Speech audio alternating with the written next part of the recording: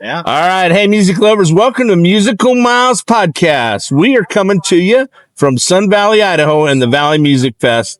Our friends, Mr. Levi and his beautiful wife, Liv, has worked their butts off for the last 6 months to put this together. And it's been a little tough on them, I think, but I think they've done a good job. It's turned out great so far. This is So I'm here with my new friends. We've got Bill Jones and Paul Cruz. Bill Jones. right here. That was my roommate in college. No way. Yeah, way. Oh, wow. Yeah. Okay. I met a few Bill Joneses. There's a few. of us Well, out yeah, there. this is one. Bill, you're watching this. I know you will.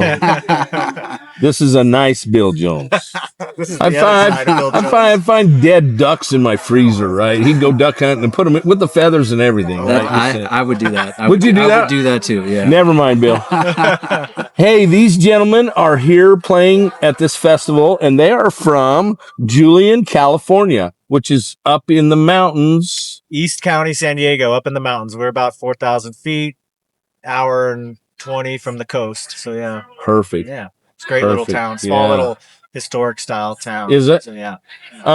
We lived in California a little bit years ago. I was in the equine business, the horse world. I trained cutting horses, and so we went down there a little bit. And then I spent years in the saddlery goods and rope business, and so I used to travel California and go call on stores. And but we've seen lots of California. It's pretty. Yeah. I don't know that I could live there, but it's kind of a tough place to. We're in the backcountry, so we keep getting pushed farther and A farther. little different.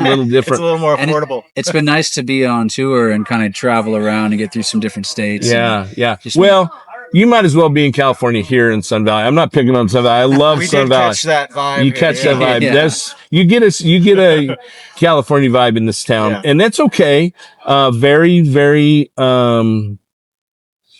very politically, it's a tough part of the state. You know, the state changes colors when you get to Blaine County. For sure. Yeah. So, but still, beautiful place. We love to come here. Been coming over here for many, many years, and we've made some great friends here over the years. Did you venture down to the lodge yet? No. We Oh, haven't gone guys, out. you got to go just to see it, because on the walls in that lodge are gold medal winners from the Olympics. I mean, this is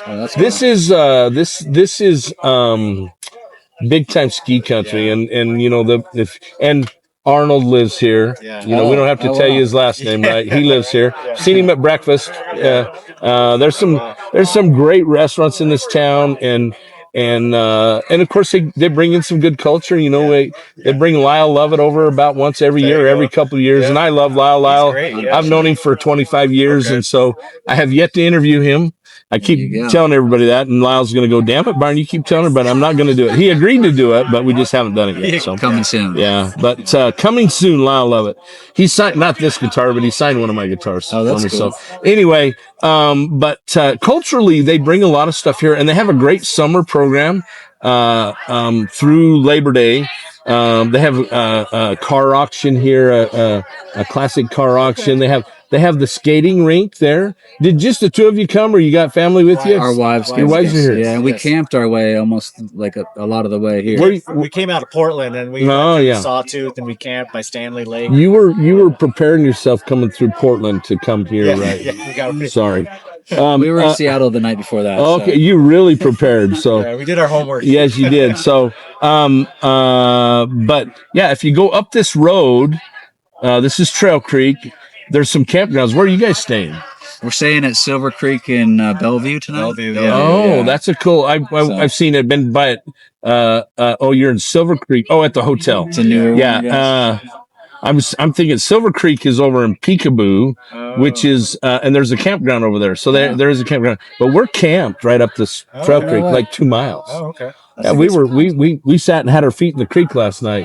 That's nice. You had a It good was spot. so nice. It's so nice. Yeah, we were right by Stanley Lake, and we were Oh 20 feet from the water for 2 nights, and it was amazing. It was pretty cool. yeah. That Redfish Lake. Yeah. Oh, you went to Stanley We were at Lake. Stanley, yeah. It's peaceful and magical. And Redfish. What a good. So, Saints weekend is in the first weekend in July. they have Shane Smith and the Saints take over Stanley, Idaho. We played at Steve-O's in Kimberly Oh, you did? on that weekend. Oh, you did? Yeah, that was That's my favorite restaurant. Oh, no way. Steve-O's. Well, we were there on Saints weekend. They have one in Kimberly now? Yeah, it was like their parking lot extravaganza. Oh, because they have one in Paul, Idaho, right off the freeway. Right. Yeah. So anyway, There you go. Yeah. here we go. We're wandering all over the place. So let's talk about your music, guys. So you've been a duo for how long? Your duo is called Salinas Road. Salinas Road. I've been to Salinas. Oh yeah. There you go. Yeah, definitely. They have a great rodeo at Salinas. Someone asked us if we played that actually earlier. Really? Some said, have you played We're the looking we to haven't. play there. Yeah. We're hoping the name will get us in. Should. Yeah. Great rodeo. Still old school. I don't know if you know much about rodeo or team roping, but at Salinas, the header and the heeler come out of the same box. Oh. Okay. Everywhere else, headers on the left, the heelers on the right, and they come out at the same time. Over here, they come out at the same time, but out of the same box. Oh, okay. Kind of old school. Yeah. Yeah, it's Yeah. cool. They have some unique stuff, and their score's really, really long. I'm talking cowboy stuff to you now, so I do that. I wander around. I'm a little ADHD. We all got a little of that. The town that I went to high school in had a rodeo every year, Ramona, California. Ramona, yes. Yeah. And I had a friend. I have a friend who actually lived in Ramona that had a rodeo supply trailer. He would go to Vegas to the NFR and then to a lot of high school rodeos and ropings and stuff and sell tack and. Yeah. Say, just give me 5 minutes. We're gonna connect some dots. Oh yeah, let's do it. Yeah. I know somebody that knows somebody that killed somebody. We record all our music in Ramona, California. Oh, you do? So that's where, Okay. I've been through there, but never really spent any time there. So,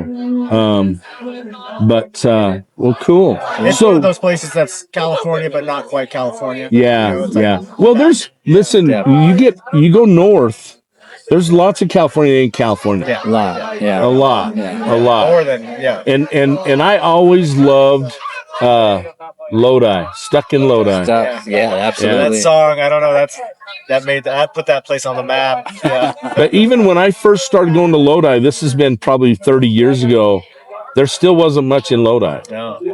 It's pretty laid back and pretty casual. So anyway, well, so you guys have been a duo for how long? About a year and a half, 2 years. Okay. Not that long. Yeah. So fairly new to the duo thing. Yeah.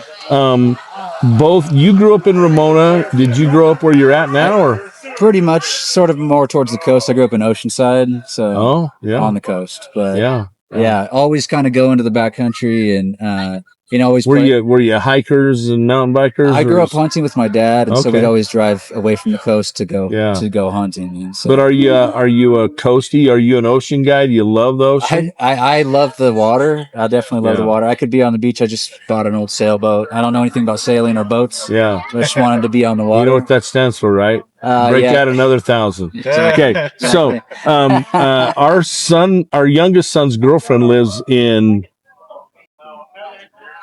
what? Huntington.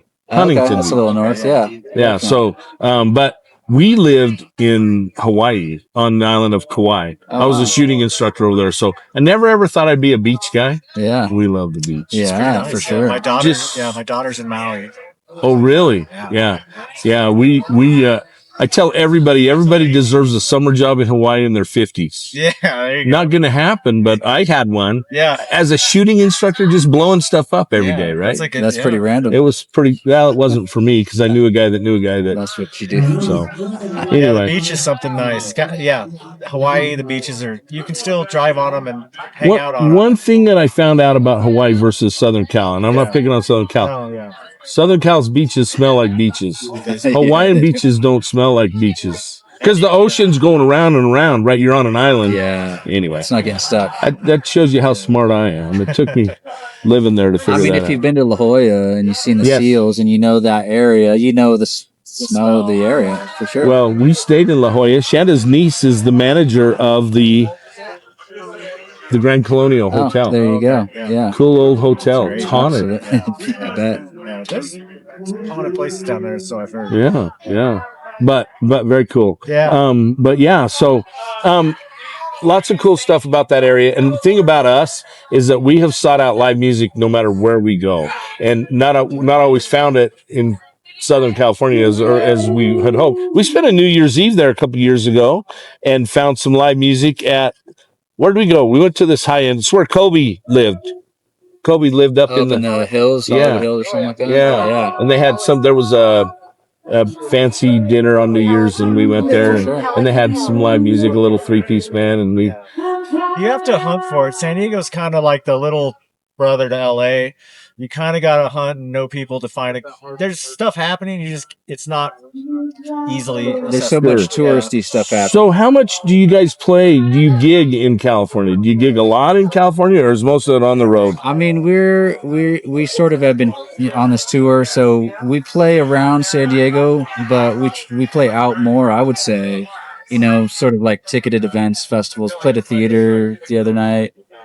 So we're trying to do more of that scene than like breweries and wineries and that kind of thing, which is cool too. Yeah. Well, so let me ask you. So you've only been playing together for about a year and a half, but you've been playing obviously decades. Yeah. Forever. Yeah. How old were you when you started?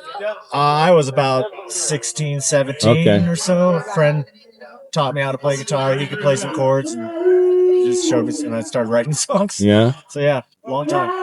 Yeah, same. My parents played a little bit. It's kind of as amateur musicians. Okay. But they had instruments, and so my brothers and I kind of grabbed them and learned chords real early, and played like the Everly Brothers and stuff like that, and then graduated like punk rock and heavier stuff, and then sort of just got back. So what really, as you went, you said punk rock. So who influenced you in that genre, if you will? I mean, so Southern California, there's sort of like maybe a certain style of punk rock, so maybe the bands around us that was, I don't know what you'd say, like Bad Religion, maybe. Yeah, maybe Bad Religion. Even the old down like the Misfits, Bad Religion, all that old stuff. Yeah, I really like that stuff. There's something raw and organic about it that I feel like we do acoustically that has nothing to do with punk rock, but the energy of that whatever that is, it doesn't have to be perfect sounding, but there's some feel. But that's kind of what encouraged you, and that's kind of what you. So where would you classify, or do you put yourself in a genre box, or what would you call it? I mean, I kind of ask everybody that. No, these days, I mean, like TikTok likes the words folk country. Yeah. Folk country, so it's like there's country, but then there's like alt country, folk country, pop country. There's all the different versions. Right. Maybe Americana, but not even really. Yeah, just I don't know what would like Simon and Garfunkel be like if they came out today. Is that kind of where you put yourself in that box? I mean, a little bit. Sound of Silence. That's a great song, though. Yeah. Do you play that? Do you cover that? No, we never have. I played it in the past. This episode is brought to you by Tin Hall, Western style with an edge, bold design, fearless attitude, and boots that make a statement. Discounts available when you click our sponsor link at musicalmilespodcast.com. Yeah, but we've never done it.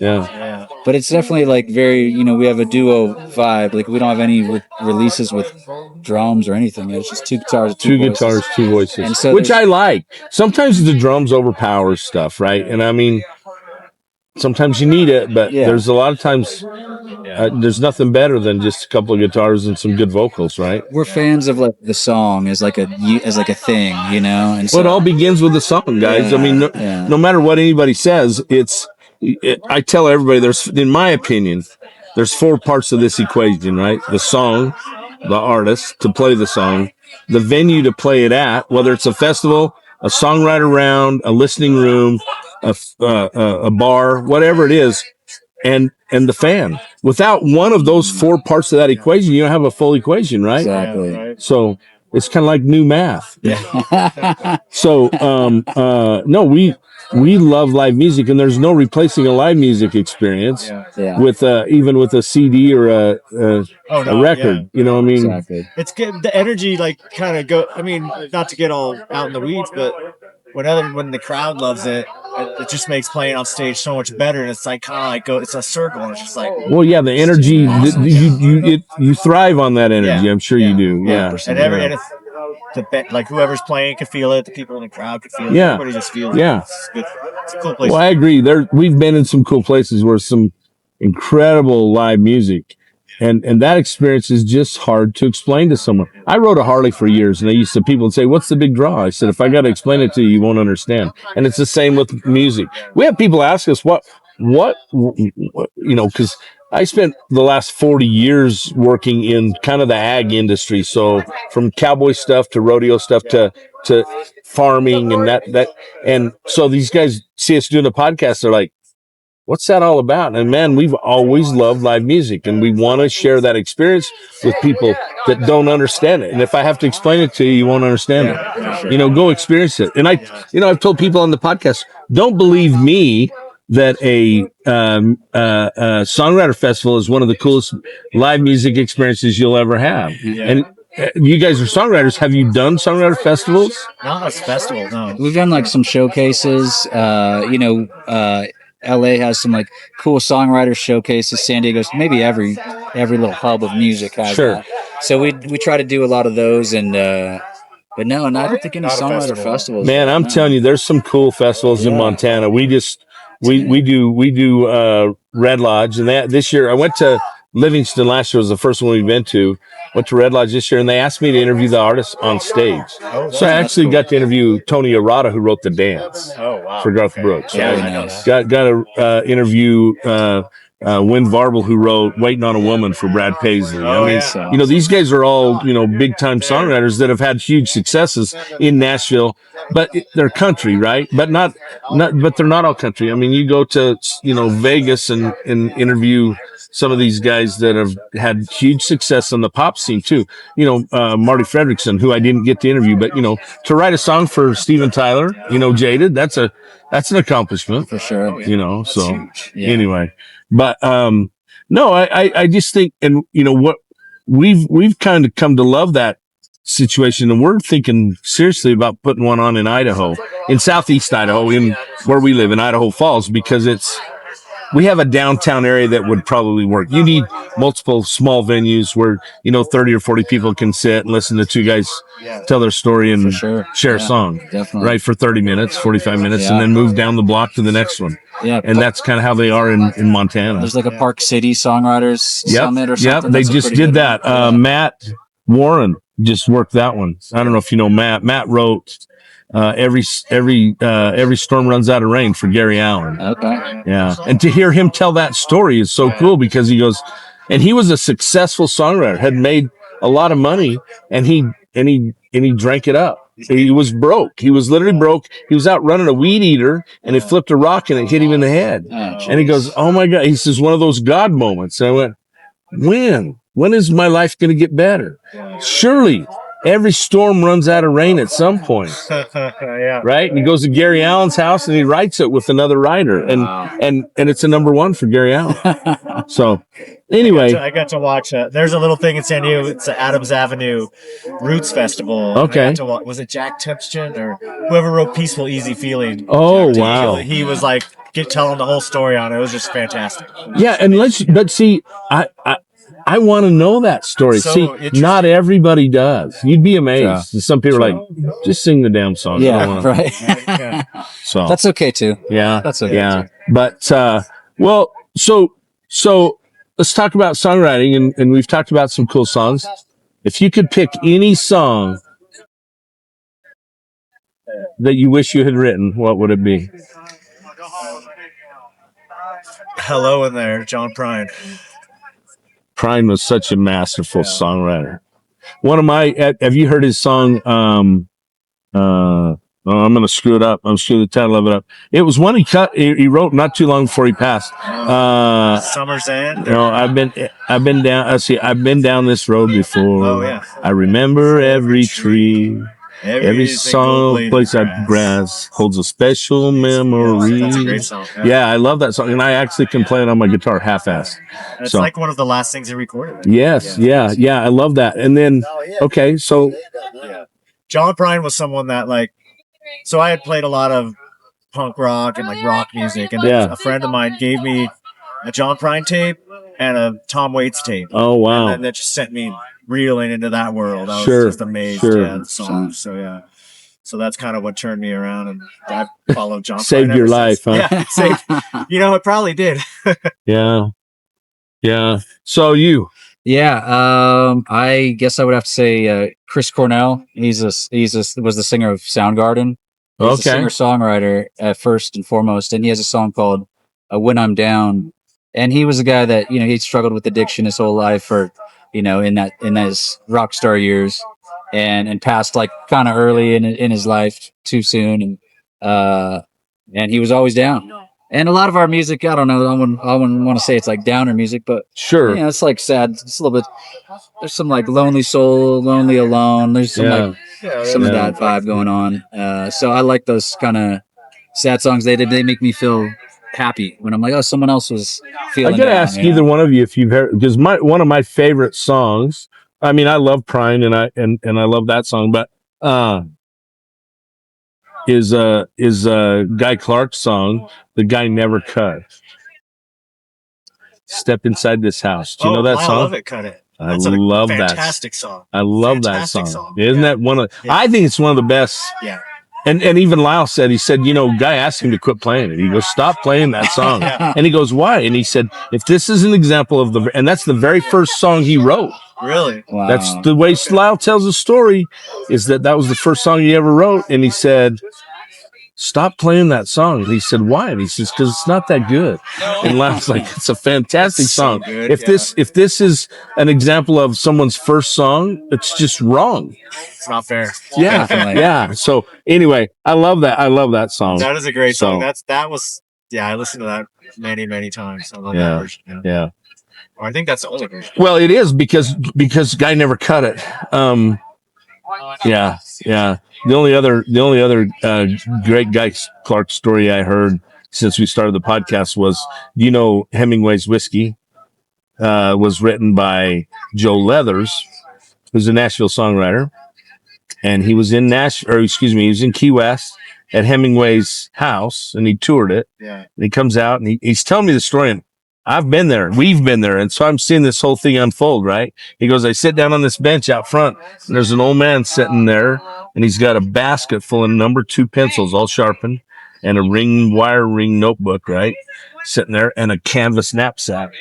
And he goes, you tour the house? He goes, yeah. I said, a little inspiration, huh? And he goes, yeah. He said, what do you think? He said, oh, it's cool. Great stories. He said, how about you? He said, yeah, same. He said, I'm just getting a little inspiration. He said, just working on the next great American novel. And he goes, you are? And he goes, how's it going? He goes, good. He said, I got a couple of the main characters and side characters and kind of the plot. And he goes, well, that's cool. How long you been working on it? He goes, I got here in 1978. And he goes, Joe says, my head's about to explode. This song is just falling out of the sky in my lap. And he says, the old man reaches in his knapsack and he pulls out a bottle. And he goes, well, sip of whiskey? And he goes, dude, it's 9:00 in the morning, 9:30 in the morning. He goes, no. He said, I'm good. He goes, you sure? He said, you know, this was Hemingway's whiskey. And if it was good enough for Hemingway, it's good enough for you. Yeah. And he goes, oh, now I got to go. He goes, I jump on my scooter and haul ass back to the hotel. And he says, I wrote down the first verse and the chorus, get home and call Shanda, what's his name? I always forget his name. Ray Stevenson, a friend of his. And he says, Ray, I got this idea for a song. And he starts to play it. And he goes, stop. He goes, what? He goes, I thought it was pretty good. He goes, no, it's really good. But he said, we're going to finish that with Guy Clark. And he goes, I don't know Guy Clark. And he goes, Ray goes, I do. And he goes, I'll set it up. So he sets it up. They go over to the house. Guy says, play me what you got. And he plays, and he goes, that's pretty good. He says, but you know that line in there that says, it's Hemingway's whiskey. If it's good enough for Hemingway, it's good enough for you? And he goes, yeah. And he goes, that ain't the line. The line is, it's bad enough for Hemingway. It's bad enough for you, right? So he goes, oh, that's brilliant. So he goes, they finished writing the song, and he goes, leave it with me. He said, I want to work on the bridge. I'm not happy with the bridge. So he said he changes the bridge completely, but he calls him, and he goes, okay, I got it. Here's what it is. And he plays it, and he goes, that's great. He goes, I'm going to cut it. Guy Clark cuts this song. Then Chesney cuts it and names the album Hemingway's Whiskey. Oh, yeah. And then Christopherson cuts it. Can you imagine? Wow. 3 legends like that cut your song. Yeah. It's awesome. Anyway, but those are the stories that I just live to hear. Oh, yeah. Those are, 100%. I love those stories. And so Lyle Lovett, I've known Lyle for 25 years, but he's yet to sit down with me for an interview. But he says, but my hook with him was, I want to talk about Guy Clark and Townes Van Zandt, because he knew them. I mean, he wrote with them, he hung out with them, performed with them. Can you imagine the stories? Yeah. I'm a huge Townes fan. We're both Townes. Yeah, fans. love Townes, Poncho and Lefty. We covered, covered a few of them, If I Needed You today. Oh. So, Did you play it today? Yeah, played today. Oh my gosh, Yeah. I love that song. Yeah. With good harmony all the way, pretty much all the way through. It's pretty cool. Yeah. Well, there's so much good music out there, and so many good stories to go with it. Yeah. That I hate to miss a single one. Yeah. I tell people I'd interview the world if I could and hear the stories. So I heard John Prine say once about Hello in there that somebody told him you only played 3 chords, and so he said, I put every chord I know in this one. There's like 4 chords. Right. I wrote it on the way to the gig. Well, do you know the story about songwriting that's funny? Do you know the story about Ray Wiley Hubbard and Up Against the Wall, Redneck Mother? Have you heard that story? No. So they were Ray Wiley and I want to say Willie and somebody else. They were at this little bar, this place writing music. Well, it was Ray's turn to buy beer. Well, the only place there was a redneck bar across the streets full of cowboys, right? Yeah. So they send Ray over there. Ray says, I'm scared for my life, right? He goes in there and he says, and they start to back him up in the corner, and he goes, he gets his beer and finally gets out of there, but he comes back and he tells them, he sits down and plays that song, Up Against the Wall, Redneck Mother, and, and he plays the first verse. Oh, Jerry Jeff was there. And he goes, that's pretty good. So, I don't know, a month or so goes by. Jerry Jeff calls him one night for a gig and he goes, hey, he said, you know that song you did Up Against the Wall? And he goes, yeah. And he goes, we need the second verse. He goes, there ain't a second verse. He said, I made it up on the fly. And he goes, well, let's write it. So they wrote it over the phone and Jerry Jeff played it at whatever gig he was at. Nice. So, and he's the one who really made it famous was Jerry Jeff. So Anyway. So we've heard some fun stories. So anyway, well, listen, guys, thank you so much for sitting down with us. Let's grab that guitar behind me, one of you, and there's a capo there. You need a pick. Oh, I might have one of the Teton. Oh, the ones you've been stealing off my table. Yeah. I'm I got 16 bags got of picks it. in my You pocket. get after it. You're playing a Teton guitar. It's required that you play Teton picks. Ooh, that's a sweet, sweet sound. That's not a bad guitar, and I'm telling you guys, they're not expensive. No, okay. I could go get a harmonica, You want to grab one? Do you want to do a? so I don't have another guitar. I feel Oh, hey! I have a whole bunch of guitars. Oh, yeah. And you can play any one of them. yeah. All right. Grab a guitar, Yeah. man. All right. Yeah, I never even thought of that. Do it. Yeah, Cool. duh. Hey, You'd think I could find a guitar around here you somewhere. have a selection, some nice choices. Is there a nylon string over there too? No nylons, no gut strings. Okay. I took a 2-mile hike to go get Paul Overstreet's gut string guitar to deliver to him in Vegas. Oh, no way. Yeah. Wow. They shipped it to me at the hotel, but there's only one place they deliver mail, and the FedEx. It's clear down by Shark Reef. And I had to walk my ass down. That's hard for old fat guy. Damn, that's a little hike. That was a hike, but it was worth it. I got an interview with Paul Overstreet out of it. So.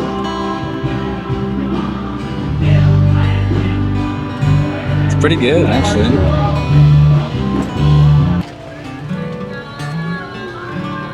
Okay. All right. Just go for it. Go for it. Here we go. This is a Lonely Soul. 1, 2, 3, 4.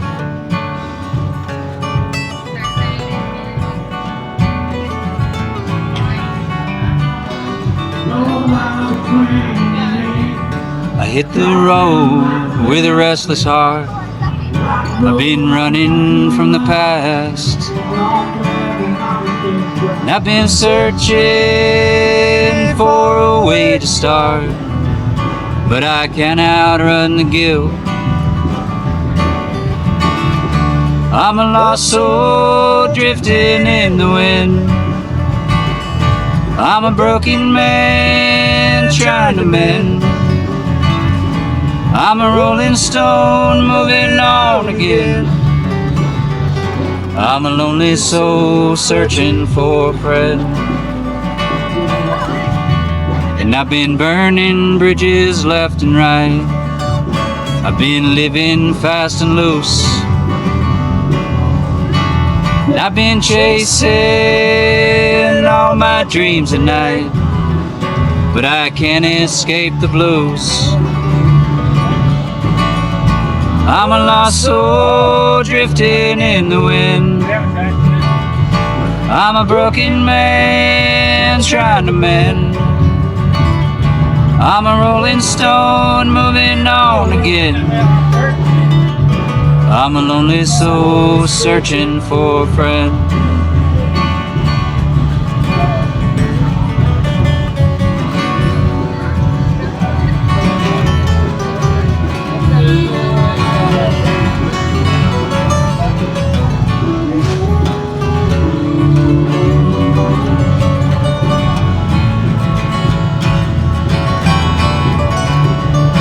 I'm a lost soul drifting in the wind. I'm a broken man trying to mend. I'm a rolling stone moving on again. I'm a lonely soul searching for a friend. I'm a lost soul drifting in the wind. I'm a broken man trying to mend. I'm a rolling stone. Yeah. It's getting Western, kids. Viral moment. Viral moment. Yeah.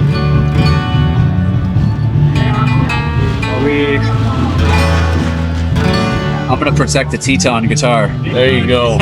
Thanks, guys. Yeah. That was beautiful. No, that was cool. Yeah, that was quite the. That was a God moment, wasn't Yeah, it? we released. Yeah, something released it into the. Oh, hey, we're gonna shut her down. Hey, Sounds good to me. for Musical Miles Podcast, I'm your host Byron Duffin. I am here with Bill and Paul. Salinas Road. We will see you somewhere down the Salinas Road. Adios for now. Adios, folks. Thank you very much. Yeah. Sorry, guys. That's all right. That was fun. That was meant to be, maybe. That's the best ending that song's ever had.